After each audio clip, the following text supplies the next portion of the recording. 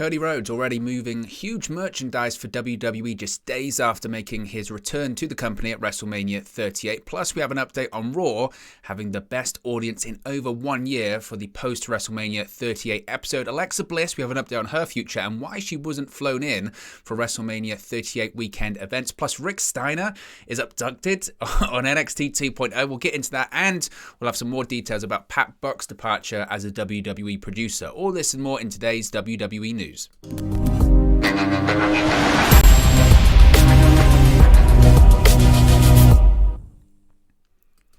Hey guys, welcome back to Wrestle News 365. Hope everyone is doing very well. As always, there are plenty of news stories to get into today in the world of WWE. So let's start off talking about what everyone is still talking about coming out of WrestleMania 38 weekend. You know it's a big story when you've got Stone Cold Steve Austin having his first match in over close to 20 years. You've got the Universal Championship and WWE Championship being unified, and all people can talk about is Cody Rhodes. Cody Rhodes, everyone's still talking about his return to the company. The former AEW EVP TNT champion made his return to the company at WrestleMania 38. And already, Cody Rhodes is reportedly a top merchandise mover for WWE. Now, it was noted before how WWE Shop released 3 t-shirts for Rhodes this past weekend to mark his return at WrestleMania Saturday. In fact, as soon as he basically came up out of the Codyvator at WrestleMania 38, it was then tweeted that we've got some merchandise ready. So this was very, very ready, as it always is. AEW's the same. Every company's the same. Now, of course, he defeated Seth Rollins at the big event on Saturday, and Rhodes noted on Instagram it was, quote, wonderful to collaborate with WWE Senior Vice President Bruce Pritchard and Joe from WWE Creative Services, possibly former Associate Creative Director and current Senior Creative Director of Global Licensing, Joe Goiano, on the t-shirt designs. Now, in an update, WWE sold out of all of the Rhodes t-shirts that were put on sale during WrestleMania weekend, according to a report from PW Insider. Now, this goes for AT&T Stadium and the Superstore Access, where Rhodes was the mystery panel guest on Saturday night. Now, on a related note, Rhodes is set to sit down with Kayla Braxton and the rest of the crew on The Bump. Today, he'll be live in studio for a special edition of The Bump, so we'll talk about that tomorrow. People are being encouraged to get their questions in, etc. But so that goes to show about the I guess the hype, the buzz that Cody Rhodes' return is generating, and the merchandise, and that's really what WWE likes to quantify things in dollars and cents, so I'm sure they'll be very happy with that. Now, I've got a couple of other stories I want to talk about when it comes to Cody Rhodes, and I'll give my opinion, because I've been thinking about this the last couple of days when it comes to Rhodes' return and all that kind of stuff. Now, in an interview with The Ringer, which was dropped just after his WrestleMania return against Seth Rollins, he spoke about the first person he called after inking his WWE contract a few weeks ago, and he said nobody. The real ones, the OGs, knew that I was coming back. The one guy who had a hard time not being told was Kevin Owens. I just wanted to keep it quiet, to keep it on the low. I didn't even tell Randy Orton. I haven't seen Randy. I heard he's a really good guy. It blows my mind. This guy threw a dynamite stick in a lobby in Mexico the first week I met him. Now he's a family man. What the hell are we doing? I didn't tell anyone. I kept it very limited.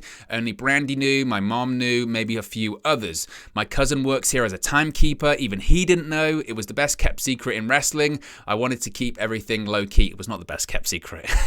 In pro wrestling, everybody knew. WrestleMania is the one time you don't know what's happening and won't know until you see it. Like when Bryan Danielson won the title at WrestleMania 30, you knew he was going to, but had to wait until the end of the night to see it. Now, when asked why his WWE comeback match happened against Seth Rollins, Rhodes felt a WrestleMania showdown against Rollins was ordained for years. Quote, there's nobody else it could have been, Cody Rhodes said. Seth walked into the ring at a live event in Michigan. It was his first match after coming out of FCW. It was against me. Then in Dayton, Ohio, he had his first dark match on television against me. The Shield versus the Rhodes brothers were some special matches that I blocked out of my head for some reason. It needed to be him, and here's why. This isn't a knock against Seth, but I heard so much about Dusty's kids at NXT to the point where, what about his real kids? Again, slow learner. Maybe it took me a while to walk out there and win his respect, and he earned mine once.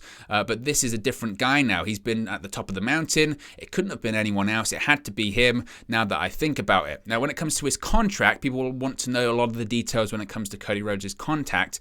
Now, speaking once again to the Ring of Wrestling show, he said this, and I think this is the real sort of key to all of this. He said, it's maybe the most complex document or contract ever drawn up in the history of our game. But it's a full commitment, full multi-year commitment, not a part-time deal. It's back to what I used to do every day on the road. These people were wonderful enough to get me a bus so that my family could be with me. And I got everyone, all of them, here tonight. So they bet on me, so I'm going to bet on WWE. And I'm really looking forward to it, said Rhodes. Now, when it comes to the complexities of the deal, he said, quote, Undertaker said it a couple of times last night in his speech, that perception is reality in this industry. Perception of me is all over the place. Oh, he's an egomaniac. Oh, he asked for this money, all this crazy stuff. It's kind of fun to hear, but in reality, I grew up here. I didn't know much what a contract was. I was 19 when I went to OVW. Now it's just a different story. It's not so much about, hey, this has to be the way, this has to be the way. It's more of, I was the executive vice president of AEW. I was one of the founding fathers, and I wanted to make sure that leaving it was with the utmost respect. And I hope no one's lazy enough here, which no one is, to make AEW jokes or bingo hall references or any of that, because it's nothing against them. It was just time for me to move on. I'd wrestled everybody I wanted to wrestle. I didn't want to be a 15-time TNT champion and hold the belt hostage. I wanted to move on, maybe to a different piece of leather. Now, there is so much. There is so much to get into when it comes to that. Let's start off with the merchandise stuff. Merchandise stuff, they'll be very happy. They've obviously put a lot of money on the table for Cody Rhodes. There's no doubt about that. And with the buzz that comes with this story, and I think necessarily the buzz comes from not so much Cody Rhodes the star, it's Cody Rhodes the AEW EVP. That's where it all comes from, because it's shocking. No one ever thought that this was possible. So that's where all of this comes from. Cody Rhodes' face, Cody Rhodes' American Nightmare logo, all of that kind of stuff on a WWE t-shirt, that's going to sell because it's historic. So WWE will be very happy with that. Cody Rhodes will be very happy with that because he's going to make a lot of money off of it, and so are WWE. When it comes to his interviews he's done since his return, look, I've said this so many times when it comes to Cody Rhodes, and my opinion has kind of been solidified after seeing some of these interviews that he's done over the course of the last few days. Cody Rhodes and AEW, and certainly AEW to an extent, but you can tell really where it's coming from. Cody Rhodes was desperate to let everyone know that he feels that he's a star. And that's no disservice to him. It's not. He feels he's a big star. He was, trying to tell everyone that he was a big star in AEW. Every presentation of Cody Rhodes was that he was this giant main event level star, right? When it comes to his grand entrance, his pyro, his promos that he workshopped or he focus grouped with people, whether it's his being a judge on the Go Big Show on TBS, or whether it's him having a reality show. Big stars have reality show, or big stars are on are judges on talent shows and all that kind of stuff. Cody Rhodes perceives himself as a big star. And to be honest with you, in a lot of these interviews, he can say it's not about the money and it's not about all this kind of stuff, but he has spoken about his money a lot over the last few days. He goes, it's not about the money, but it kind of is about the money. He also said it's not about winning, but then he also said, but it's about winning. And I was losing when I was here before. Now I've come back and I'm winning against Seth Rollins and all this kind of stuff. Cody Rhodes perceives himself as a big star. And again, there's nothing wrong with that. There's nothing wrong with having a big ego in pro wrestling. It's professional wrestling. Everyone has a big ego. He likes to tell people, I got a bus. Isn't that great? And when it comes to his arrival at WrestleMania, it was huge. He felt like a big star. He felt like a main eventer. And I've seen people making that comparison. He left as a guy that was portraying a lower mid-carder guy in Stardust, and he comes back and he feels like a main eventer. He feels like a big star. He beat Seth Rollins at WrestleMania. Perception is reality, like The Undertaker says. There's no doubt about that. My question is, and I think this is where the real crux of this will all come from, is in 2 or 3 months, maybe even 12 months, what's Cody Rhodes doing then? Because at the moment, it is a big deal. It does feel like a big deal. And he is selling a lot of merchandise because it's surreal. It's AEW's, frankly, Cody Rhodes coming in to WWE. Yes, he has this backstory in WWE. Yes, he grew up in WWE. Yes, he was in OVW. Yes, he started when he was in his early 20s on WWE television and all that kind of stuff. But the presentation of Cody Rhodes that we saw at WrestleMania 38 on Raw on Monday is the post-WWE Cody Rhodes. It's the presentation that was formed in New Japan, in Ring of Honor, and then certainly amplified in AEW. That's what they're getting. As Vince McMahon said, that's what they're buying. It's not broke, so let's not try and fix it. Wrestling fans are fickle, though. And Cody Rhodes was getting booed in AEW, in my opinion, because he was being presented as this big star, and whether you like it or not, he's a big star. And if you don't think he's a big star, you just don't get it. That was the presentation, and fans didn't want to see Cody Rhodes as this big star. They wanted to see him as this heel because he rubs people the wrong way in the presentation of he's a big star, and it was forced down people's throat. He's a big star, he's a big star, he's a big star. You don't understand how much of a big star he is, and he was in bizarre feuds against QT Marshall and Anthony Ogogo. He can say that, I wanted to wrestle all of the people I wanted to wrestle, but that's just what you didn't want to wrestle. Bryan Danielson, you didn't want to wrestle. CM Punk, you didn't want to have a match with Kenny Omega. You didn't want to do those matches. I struggled to buy into that. And some of the things that Cody's been saying, and he's not going to come out and outwardly tell the actual truth in some of these interviews when he's talking about AEW, but there's obviously way more to that story there. He said it's a personal issue, but he also says it's not about money, and then talks about it is about money. He's being Cody. If you've listened to any interview that he's done prior to joining WWE, that's what he does. And again, wrestling fans are fickle, and I will be fascinated to see the reaction that he's getting in 6 months' time, in 12 months' time. Because after the glow, shall we say, after the aura of and the shock of Cody Rhodes being back inside of a WWE ring wears off, then what is he doing? Then are the fans really going to be into, once again, he's a big star, Cody Rhodes, I got a bus, I got a complex deal, I got a great deal, all this kind of stuff. Cody Rhodes wants to be treated like a main event star. And for the time being, he will be. But it's up to him now. It's sink or swim. And again, I think it's going to be fascinating to see in 6 months' time, in 12 months' time, what are the fans going to think then? Because at the moment, the reaction is great. He's selling a ton of merchandise because it's a crazy and surreal situation. But again, this was the same fans and this was the same people that were booing him just a couple of months ago because of this same presentation. Can WWE get it right? Will the fans change their mind? Time will tell. And that's going to be the fascinating part of it, I think, because myself personally, I can see a situation where in 6 months' time, we're having the same conversation we were having in AEW, which is, man, this guy needs to turn heel because he rubs people the wrong way.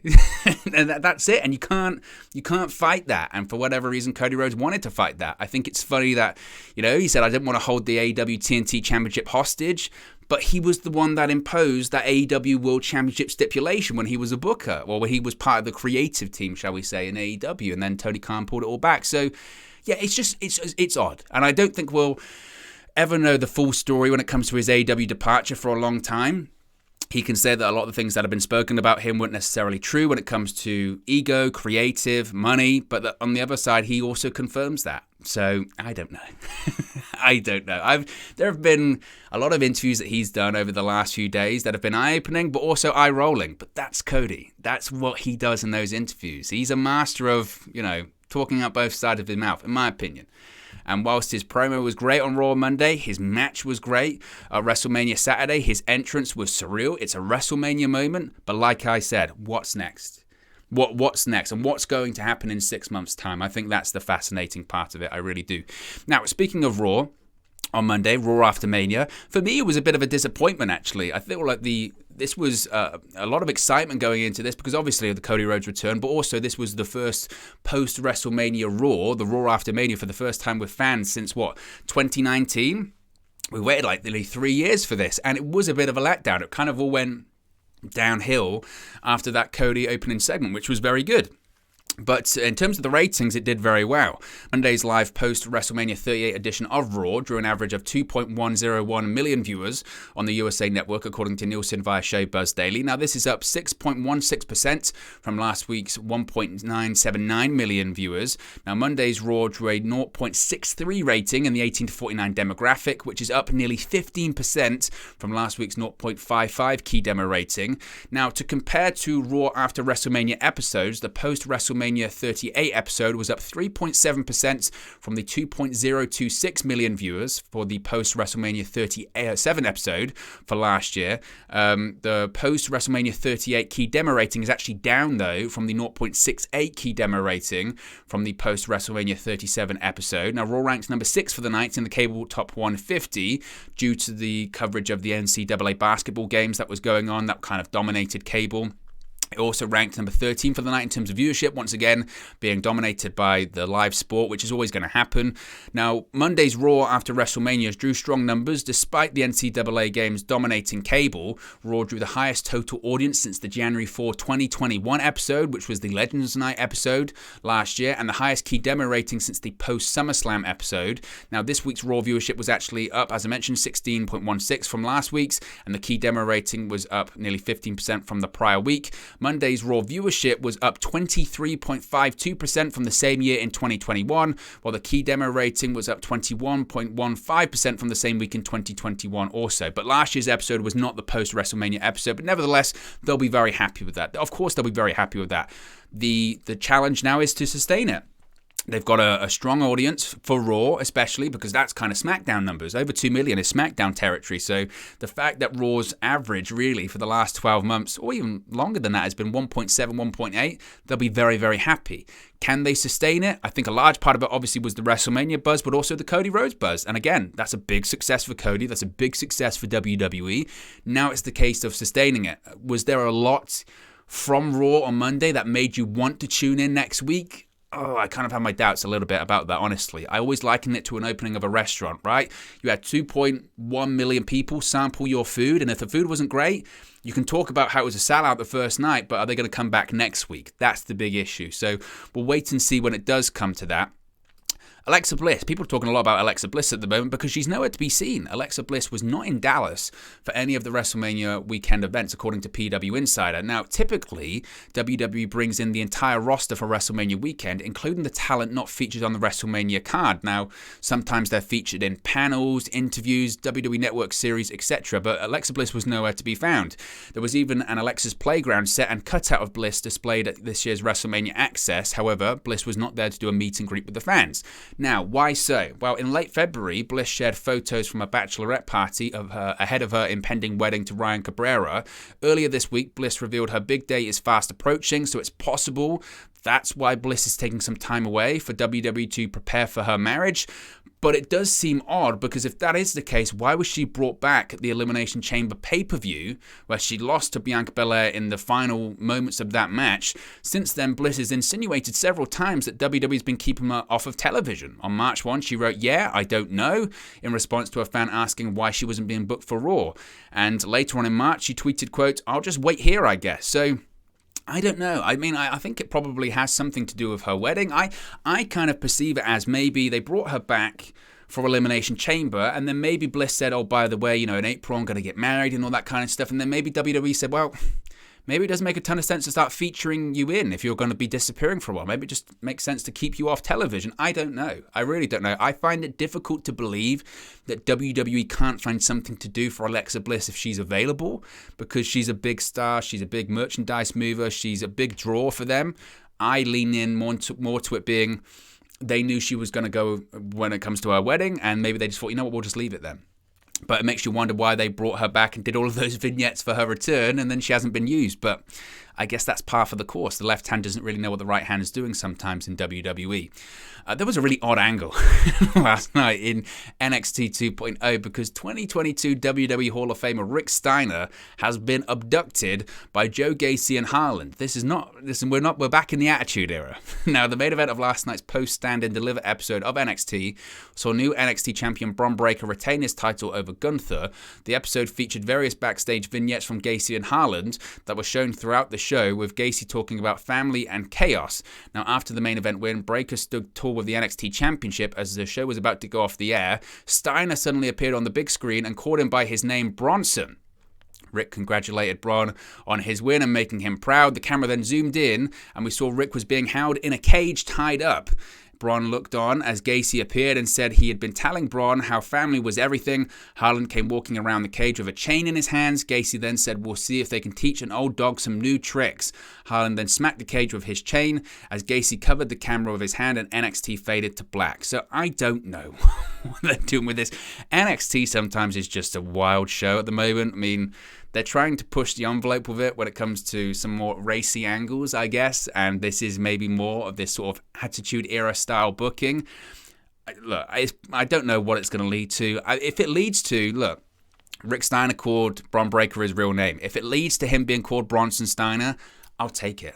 Honestly, I'll take it. If this is what it takes to get to that point, fine. You know, the Steiners are back. They've acknowledged that Rick Steiner's his dad, Scott Steiner's his uncle. The Steiners are in the Hall of Fame. They're on good terms. Just call him Bronson Steiner. And I think that might be the direction that they're going in. Why they have to get to go through this to get there, I don't know. But it almost feels like just to try and get ratings and try and ensure that it stays in that range that they're happy with, that 600 to 700,000 viewers, they'll just do whatever. And I guess that's what we'll continue to see. But man, finally, Pat Buck, there was a report that Pat Buck had quit WWE after WrestleMania weekend, after producing some big matches during WrestleMania weekend to focus on his family. Now, he posted a lengthy statement on social media confirming his departure. He said, quote, "As a producer/agent, I feel that I have accomplished everything I want to do within WWE in the last 3 years. My endless gratitude beams from working with so many wonderful talents, especially the ultra-talented women's division. To my producer, brothers, and sister, you are the greatest collection of misfits that I've ever been with. I already miss my second family.